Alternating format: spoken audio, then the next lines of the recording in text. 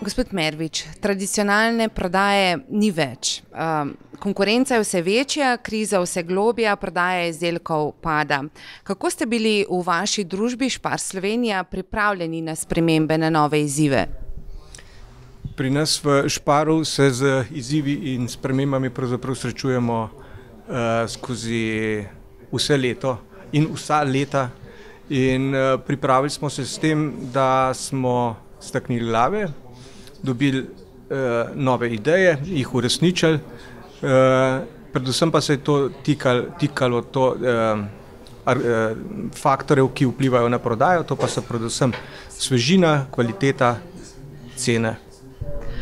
Ali je ta transformacija prodajnih procesov potekala tudi pri vas na način, da ste več vlagali v razvoj izdelkov oziroma storitev in pa v dodatno izobraževanje zaposlenih?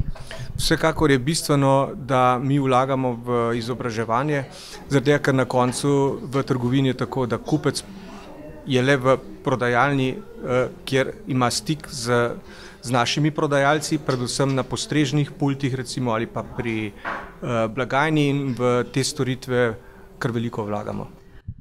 Menite, da lahko s transformacijo prodaje zmanjšate padanje prodaje na trgu? Pravzaprav ne moramo govoriti o transformaciji prodaje. Mi smo že marketinško usmerjene podjetje od začetka in nam mora seveda ta koordinacija nabave, prodaje in pa marketinga povsem funkcionira. Če ena od teh funkcij ne uspe oziroma da ni uresničena, seveda na koncu ni rezultata.